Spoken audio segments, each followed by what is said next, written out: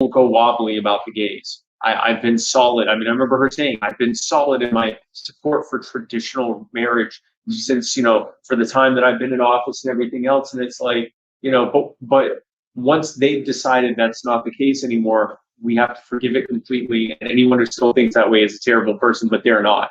And it's like, no, I agree with you 100%, man. We need to be doing, I like you said, guerrilla politics.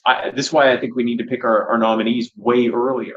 While the Republicans and Democrats are still doing their primaries and caucuses and stuff, do our version of what Vermin Supreme does. Show up and make them look foolish. We don't have to wear a boot on our head, but show up, go into their spaces and make them uncomfortable. Because it doesn't take, all you had to do was say, hi, I'm running against you, and he ran away, right? Like, imagine if like a bunch of us showed up, not being belligerent, not being, confrontational, but literally just showing up with better ideas and asking pointed questions and saying, well, since you're here, here's our presidential candidate or our vice presidential candidate or our gubernatorial candidate or whatever. He or she thinks this, that, and this. Why did you say this? Why did you vote for this? Why do you support this? Why did you used to support this, but now you support this? Our candidate thinks this. What do you think about that? And they're going to have to do one of two things. Either engage and lose because their ideas suck, or run away and lose because everyone watches them run away, right? Like either way, literally if a guy can show up with a boot on his head and make them look foolish by screaming about ponies, imagine if we showed up and like asked them pointed, serious questions about things and they had the same reaction, running away and trying to get away from us. I think it's genius. I think it's what we should be doing. I mean, it's not the only thing, but there are many things we should be doing. In campaigns and college campuses, all that stuff. Like we need to be disruptive, not in a violent or confrontational or aggressive way, but disruptive as in not just waiting for politics to happen to us. Disrupt the worldview. Disrupt the view, exactly. I agree 100%. I love it. I love it. Chrissy, right? Chrissy, this is Conrad and Seiko. Nice. They're with the Hampton Roads Black Caucus. And this is Rose. Well, you met Roseanne before. And this is Adam. He is with the Libertarian Party, and he is bringing way too much production value to this. And this is Ricky Dale Harrington. He was the Arkansas senatorial candidate in the last election, and you got more votes statewide than anyone else, including me or Joe. Percentage and vote total. Yeah, he got 33%. Yeah, he came in second statewide, biggest statewide, and I think you broke the old record for statewide votes, didn't you? Yeah. Gaining ground. Yeah, gaining ground, exactly. Yeah, no. Almost 400,000 people living there for the first time. Yeah. Do you have a big grassroots? Research. Yes. I feel like when people learn about liberty and the Libertarian Party, they're more open. They're like, man, I need that. I need that. I think you're right. Just get that message to them. Especially whenever we start breaking down, because they make a caricature of what libertarian. Yeah. Some incels on the internet calling, or it's just a party of all white men. It's you care. During the campaign, somebody even called me, told me, I'm a libertarian because I want to be a libertarian. I'm a libertarian because I'm not going to be somebody's boy, cat boy, house boy. I'm going to do what I want. Make my own with that. My relationship of here. And I am a staunch anti-authoritarian. Through and through. Why don't we start off with you giving a good description of what a libertarian is? Because you just said what you were. And I want to know if that really, truly aligns with what libertarianism, I'm using the right word. Yeah, no, that aligns pretty well. So libertarianism in a nutshell is a belief that people do best when they are most free. And that conversely, if you look at the problems that we're often facing, it's really, if you look at the root cause of it, it's that too much power is in the hands of too few people. That's sort of the elevator pitch version of libertarianism. A little bit deeper version of that is we believe in concepts like personal autonomy and self-ownership. And what self-ownership means is basically you own yourself. No one else has a higher claim to you, your life, your body, your thoughts, your actions than you yourself. So you have all of that ownership, all of those rights, and all of that responsibility that comes with that. Well, if you own yourself, then that also means you own your body. It also means that you own your labor, because that's what you can do with your body and your thoughts and your mind. That's your labor. You own that. And if you own your labor, then that means you own the product of your labor. So when you work and you receive money in exchange for it, or if you have a great idea and it makes you a lot of money, or you make an investment decision and it reaps a whirlwind financially, that's your property. You earned that by virtue of the fact that you exerted yourself and created created property or acquired property for yourself. And we believe that if you own yourself and you own your property and you own your labor and so forth, that no one should be able to violate that, and that you shouldn't be able to violate anyone else's. You shouldn't be able to hurt people or take from them without their consent, and vice versa. When that happens, that's an act of aggression. We believe that to be wrong morally. It's, we tell little kids this: don't hurt people, don't take things from people, don't touch them without their consent, that kind of stuff. Not only is it not moral to aggress against people, it also doesn't work. If you create a society built on aggression and on coercion, the person in charge of that doesn't have to provide you with any value. They don't have to actually, in the same way that, I know you like my chicken sandwich things. So let's look at two different chicken sandwich shop models, okay? Okay. One model is where I have Spike's Chicken Shack, and you show up, and I have a menu of different sandwiches. Yeah, go ahead. Okay, go by. We're just talking. Yeah, we're just hanging out talking. We just use cameras a lot. None of those rights come from government. What's that? None of those rights come from the government. No rights come from government. Your rights exist by virtue of your existence. Absolutely. So you got two chicken sandwich. Is that recorded? It is. Okay. You can talk. Okay. So you got two chicken sandwiches. One is where I have a menu, and you can look at it and you can decide which of the chicken sandwiches you want, different prices, different values, and so forth. Or you can say, you know what, I don't want any of these sandwiches. Joe's Sandwich Shop up the road is I think a better value, or there's a taco place, I'd rather go there, or whatever. In order for me to be able to make money, I have to provide good value to get you as the customer, to get you to pay me and give me money for my food, as opposed to going to one of my competitors, right? So you are actually in charge there as the consumer, because I have to compete for your business. Right. If my chicken sandwich model was that I walked up to anyone who came within any distance of me or within my presumed jurisdiction, and I walked around and just pointed a gun at people and said, give me all your money. And then after I take their money, I say, well, you had $100 in your wallet. That entitles you to 20 chicken sandwiches. Come by and get them whenever you want. That model is not going to work. It's going to work for me because I'm going to get money all the time. I don't have to provide any value. Right. But for you, the consumer, first of all, you're not really a consumer. You're actually a captive in that situation. You're a victim. Right. But even if we look at you as the consumer there is no reason for me to have good sandwiches. There's no reason for me to charge a reasonable value for them, because I don't have to get your money in exchange. You don't have an ability to opt out. So I don't have to prove that my sandwich is worth your money. I already took your money. You gave me your money because you didn't want to get shot, right? So right. In that kind of model, it's always going to end poorly for the consumer, for the person. Well, government is basically one giant closed chicken sandwich shop, but for everyone. They are a coercive model that is based on robbing people and then deciding what to do with the money after the fact. Monopoly. It's a monopoly on violence and coercion.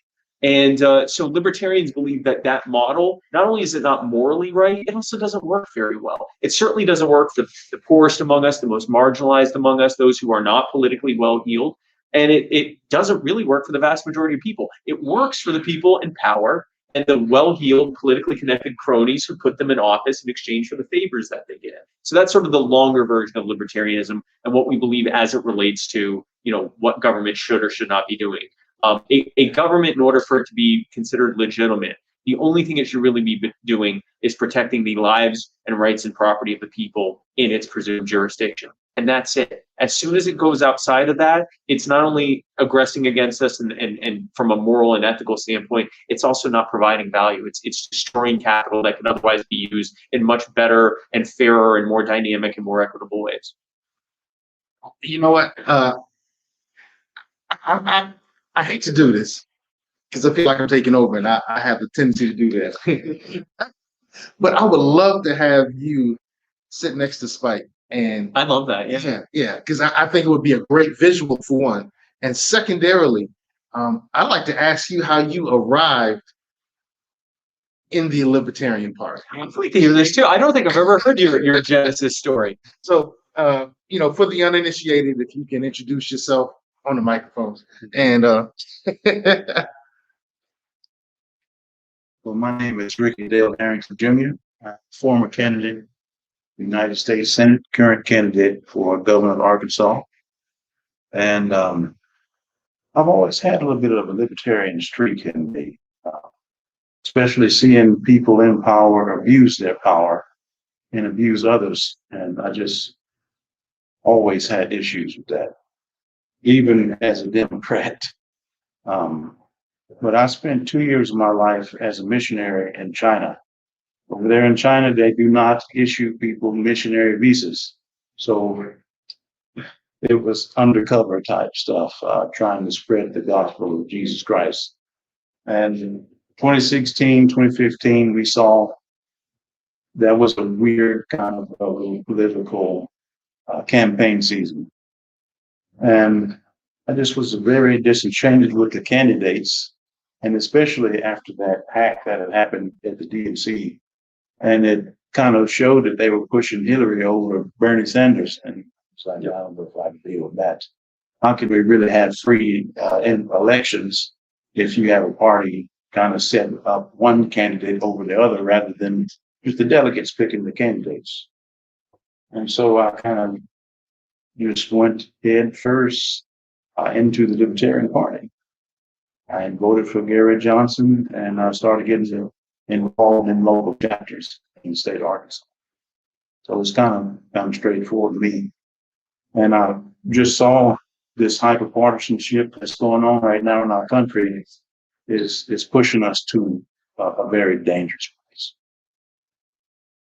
place. So I try to encourage people to look at candidates rather than, straight down ballot voting. Does anybody really know who you're voting for down ballot? I mean, do you know them like you know the top ticket candidate? Right. And it's usually, and so we just keeping parties in power by just voting for brands rather than most people really don't care about the candidate. I mean, not the candidates, care about people. now that you're a Libertarian, do you only vote Libertarian? Well, I'll work with a lot of different people. I know Spike can attest to this. Yes. Um, I was already nodding my head when you said that. no, libertarians more than. And you've proven yourself to be a real libertarian in that regard. Absolutely. And that is just a fact of how it is. And so I'm really trying to start a new political movement of people working together on solutions rather than dealing with this manufactured crisis or manufactured controversy that we see the mainstream media, present. I don't mind asking, what, if you could tell the viewers watching, what were the campaign plans that you wanted to run, that you specifically wanted to in your government? For his senatorial campaign? Well, one of the major planks was criminal justice reform, healthcare reform, and I just don't say healthcare reform. We need an absolute revolution and a complete changing in the way we deal with our healthcare system here in the States. Because if you try to legislate the changes in healthcare, it's not going to fix anything, because the changes that need to happen inside the hospitals. I'm a former, healthcare worker myself, working at a psychiatric hospital, and just seeing how things work inside the hospitals. And there's a lot of conflict between healthcare workers and just the whole allied health and in the administration of hospitals. Because they've turned it into a for-profit industry, and doctors, some of them feel powerless because they want to, concentrate on taking care of patients. And this just big system that we have, there's a lot of gatekeeping, a lot of hidden fees. You don't know how much you're going to pay for something until you already have it done. Insurance companies supposed to take care of it for you, but later on you find out, well, I owe somebody still. Isn't that what I'm paying you for? So, my idea on trying to fix the healthcare system has to start with the industry and the entities. They have to change the culture. And your criminal justice reform, we actually did a panel together, I guess a panel. Like we had a discussion, and it was me and you and a man by the name of Dr. Philip Fletcher in Here in Springdale, Arkansas. I'm trying to. I went to a lot of places last year, and I remember snippets. I remember we had an incredible discussion, and I remember I almost froze to death. Those are the two main takeaways from that. But one, an incredible thing that Ricky brought up, and you can delve into that again. Ricky's background is as a prison chaplain, among other things. He actually was a chaplain in a prison. For how long were you in there? I was there for almost almost 4 years. Yeah. Started as a prison chaplain, then I moved into another position where I oversaw all the things that the inmates were doing to kind of keep them occupied, and also some of their access to the courts. So there was about 11 different areas I supervised at a prison holding almost 2,000 men. And so there was a lot of different things, a lot of different hats I had to wear.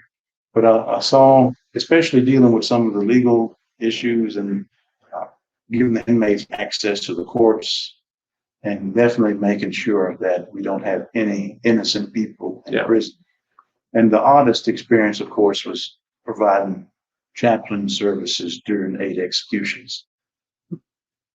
Whenever Arkansas tried to execute 8 inmates in 11 days, I was there, providing services for the victim's family at night. And then during the day, we still had to interact with the families of the condemned. So when people ask me, how do you kind of just stand in the middle on a lot of things for us? Because I have to go and deal with people who are on opposite ends of things. Yeah. So I'm just in the middle. How would you address criminal justice reform? I think, first of all, I mean, that could be an entire discussion that could go on for hours, but I think that so we'll start hour 1 now. So I think, like, if you look at top line stuff, like even just looking at it from a federal standpoint, I think, first of all, the federal government has proven that the founders were right, that if it's not written explicitly in the Constitution, it probably shouldn't be done. And a perfect example of that is law enforcement. There's actually nothing in the Constitution that says that the federal government should be involved with like local law enforcement stuff. That's not its role. If it's to have any role, it's actually for the Department of Justice or whatever they call it to be making sure that the local governments aren't infringing on our rights. And that's pretty much it. They came up with this, justification. Well, they could be committing crimes across state lines, so we need to get involved. No, the states can cooperate on that. Here's what's happened with the federalization of law enforcement. Endless reams of money are being handed off to increasingly unaccountable police forces. They are unloading on them military equipment. And in exchange for all of the money and equipment and military style training that police officers are now increasingly getting before they then go and patrol our neighborhoods and get the kind of training that is being given to troops before they go and fight enemy combatants, but without the warning that they'll be court-martialed if they violate certain protocols. In addition to that, in exchange for that, they have to enforce all of these federal laws: the war on drugs, the war on victimless crimes, the war on guns, the war on migration. Increasingly, there's cooperation between law enforcement and ICE and other federal agencies and the Border Patrol related to that. And so there's this sort of like this gravy train that's been built where the federal government prints out endless reams of money to fund the growth and militarization and unaccountability of the police departments we rely on for safety, or are supposed to rely on for safety. And in exchange, an increasing amount of their job is just enforcing federal laws at the state and city level and raising revenue for their local municipality and state. That's how you end up with things like civil asset forfeiture, where the government, led at the top by the federal government, can take your property if they think that you may have committed a crime. Not you've been convicted, they think you may have done it. They might try you in the future, but they're going to go ahead and take your stuff now, your money, your car, your whatever they think that you've gotten through ill-gotten means. They don't have to have a lot of proof of it. And if by some miracle you're still able to find a way to defend yourself in court, even after they've taken everything from you, or they drop the charges, or you're found not guilty, you then still have to go to court and spend money you don't have to fight to get your stuff back, even though it was already determined that they shouldn't have taken it in the first. And it's a civil case, not in criminal. Right. Whenever it says in the Constitution that we should not be deprived of our property without just compensation. Yep. And so if you take the stuff and you don't compensate from taking it, Yep. you violate my constitutional right. But it happens. Let me hit you with a statistic. Okay. 2015, from simple burglary, robbery, larceny, things like that, American people lost $3.5 billion. But from civil asset forfeiture into the coffers of American law enforcement to the tune of $5 billion. So, billion with a B? With a billion with a B. The government is robbing you more than private sector criminals. And of course, that doesn't include taxation, which is also a form of extortion. They are straight up going and robbing people. And the average amount taken in many states is like $400 or $500. They're not taking down kingpins. They're giving poor people a hard time for having more money than they think they should have. And that happens over and over and over again. So going back to what would a solution be? Number one, defederalize the police. Get the federal government out of police. Policing is something that should be decided in as local a community as possible. Let the community, the neighborhood, the city, the municipality decide what their police look like, what their policies look like, what their enforcement priorities look like. You know, if people that don't live in that town should even be allowed to be in that police department, and things like civil asset forfeiture, and the war on drugs, and the war on guns, and expunge the records of anyone who's been tried or found guilty or has a criminal record for a victimless crime. All of those things should go away. And then from there, to whatever extent there is a federal law enforcement apparatus, its only purpose should be investigating governments to make sure that they're not violating our rights. That's it. That's literally the opposite of what they're doing now. And it's arguable that they shouldn't even have that role because it's just a way for them to continue cooperating and collaborating with law enforcement. But at the very least, we need to get the federal government out of it. When you get that endless gravy train of money out of it, now they have to be accountable. Hey, we have some guests that just showed up. 3. This is just a meet and greet, so it's not a formal interview.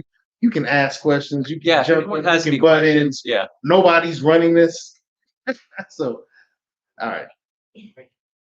Yeah. And then what I wrote here, I'll let you speak. Be ungovernable. What's your name, man? Mark, good to meet you, man. Yeah. And what are your names? Oh, actually, I met you 2 years ago, when we were campaigning in Newport News. Yes. Yeah, I asked you a question about the death penalty. And you had a great answer, and I had to research after that. Then I was against it. I know that was my answer. I know that was the key point. And what's your name? Oh, my name is Jack. Jacqueline. Hi, Summer. Good to see you. Yeah, that was the Newport News when I was on the bus. Yeah, we were actually talking about that. So there were some people there that got arrested before the event started for the crime of open carrying at a park, which was perfectly legal. But the city police decided they were going to arrest them for it. I did hear that got thrown out, though. And all got thrown out. And then they celebrated by having a big open carry rally in front of the police department. So they arrested, I think, 2 people for having and it wasn't even like they came in. I've had events where like 50, 100, 200 people show up, in Hawaiian shirts and open carrying rifles, and they got grenade launchers on their shoulder and stuff like that. but boot boys and just people that like to come out with Hawaiian shirts or their big guns and stuff. I've had people come out with 50 caliber Barrett rifles, and they got me signing all this stuff, and I'm like, I don't even know how much of this is even legal, but I'll sign it. It's not, just keep my prints off of it. And people come out and I'm signing their bump stocks and stuff like that. But this was like two people that had revolvers on a holster. Like, it was absurd. Like, and I mean, meanwhile, even if they had come out with rifles, they were still well within their legal and ethical rights to do so. But it wasn't even that. But so because they did that, that ended up triggering a victory rally when it all fell apart, when their cases fell apart, and a bunch of people did show up with rifles, and it was like 30, 40, 50 people in front of the police department, open carrying and celebrating that they couldn't do anything about it. And meanwhile, who knows how many people were actually there at the park carrying? oh, I'm sure plenty. I'm sure plenty were. Yeah, no, I'm sure even some on the bus might have been. I think Allegedly. whether concealed or open is really none of the government's business. Absolutely. It's yeah. I mean, I've talked to a lot of gun owners who say they prefer concealed because of the element of surprise and all of that stuff. But that's a personal decision to make, right? Like, at no point should the government be saying, "Yeah, I think I see a gun there. I don't like that." Like, that's absurd. And there are even some places where they technically allow concealed carry. But I've heard of police in some less pro-gun areas, they'll arrest someone because they see a bulge and they're pretty sure it's a gun, and they search them, and sure enough, it's a gun. So they were open carrying. And it's like, no, it was concealed. Just because you know what guns look like doesn't mean you can arrest people for having a hidden holster. So I mean, it's pretty incredible. I live in South Carolina, which you would think is a pro-gun state. Not really. We have a lot of ostensibly pro-gun politicians, but when push comes to shove, it's always the law enforcement lobby above the gun lobby. Always. So some porcupines coming. Oh, there we go. We should have brought a sign. Spike's upstate. Come on, this time. One of the reasons South Carolina would have a reputation of being pretty pro-gun, but even politicians bouncing away from it. You said that it might be law enforcement, but it's law enforcement that's too scared. If I may interject, okay, in Arkansas, one of the major law enforcement agencies that is always in the black is the state police, and the state police are the ones who get some of the bread whenever you get your concealed carry license. And so while the state legislature was debating a ruling that the court had handed down saying that, carrying a firearm is not probable cause to go and arrest someone. Yep. That was the whole case there. And so Arkansas is constitutional carry, whether it is concealed or open carry. And one of the questions a lawyer had posed to the body was, well, how is the state police doing? Is this going to hurt their money? So in essence, they are saying that they are taxing a constitutional right that you have. And so for me, again, as I said, it's none of the government's business. And they are just out there in the open saying that, hey, it really is about money. Yeah. About law enforcement. It's not about safety. It's about. Hey, we have a viewer question. This is live. And Melanie Cornelis, who's running for Virginia delegate, where? In Chesapeake. In Chesapeake. Oh, cool. Okay, her question is, in 2019, our city council, in order to appease the gun lobby, voted to refuse to uphold and enforce state gun safety laws. What about corrupt local police forces when there is no state or federal oversight? Your response, John. So there's kind of two parts there. One is the corrupt law enforcement, and the other is the gun question. I'll go with the gun question first. We know that the areas that have the most gun safety laws are also the ones that have the highest gun crime rates. We also know that a black man is 1/10 as likely to own a firearm as a white man, and 7 times more likely to go to prison for it, which means a black man who owns a gun is 70 times more likely than a white man who owns a gun to go to prison for the exact same thing. And keep in mind, I'm not talking about a violent crime with a gun or, being a drug, like literally just owning a firearm. They're 70 times more likely. And the reason for that is because the most strict gun laws happen to be in the areas that also have the highest percentages of people of color. They also have the highest percentages of poor people. And you can actually see on charts where the lower someone's income is, the more likely they are to be arrested for owning a firearm, even though they're actually less likely to own a firearm. That's across all different racial demographics there. So I would say that we learned from the era of slavery and Nat Turner what the purpose of gun control was. It was to stop freed slaves from being able to defend themselves against the Klan. We saw during the civil rights era what gun control at the state level was about. It was about stopping the Black Panthers and the Huey P. Newton Gun Club, and other people were saying, yeah, we're not just going to show up with picket signs, we're going to show up with guns too in case anyone tries to stop us from exercising our rights. And I would argue that if the goal of these laws was safety, why are they less safe? It's not about safety. It's about the police not having to worry, or not even just the police, people in positions of power not having to worry about the marginalized, reminding them that they too are soft bodies that can catch lead like everyone else. That's really what it's about. It's about centralizing power, and it's about politicians and people in positions of power not being scared. I actually want them to be scared. They should be scared. If anyone should be scared, it should be them. Going to the other question about corrupt law enforcement, there are examples of federal oversight that have stopped corrupt local and state practices. For every example of that, I can show you an entire system that is built around the federal government trickling down money and responsibility and power to local law enforcement in exchange for them engaging in corrupt and unethical and immoral practices. So there are outlier examples of the federal government. For example, a federal government stepping in and saying, you have to allow this school to be desegregated, or you can't enforce the Jim Crow era laws. But then I can also show you entire examples where police departments are entirely funded through federal funding in exchange for them enforcing victimless crime laws largely against poor people and people of color. So one is an outlier example for, an anecdotal example, and the other is an entire system that affects everyone living in that jurisdiction. So I would argue that on the balance, I would be happy to see police departments refusing to enforce federal laws, especially federal gun laws. And I would be happy to see as little cooperation between the federal government and the lower governments as possible. I want to see nullification. I want to see city councils nullifying federal gun laws, federal drug laws like we've seen with marijuana, nullifying federal immigration laws like we've seen with the sanctuary cities and sanctuary states. I want governments arguing with each other, because the more they argue with each other, the harder it is for them to work together to make our lives more miserable.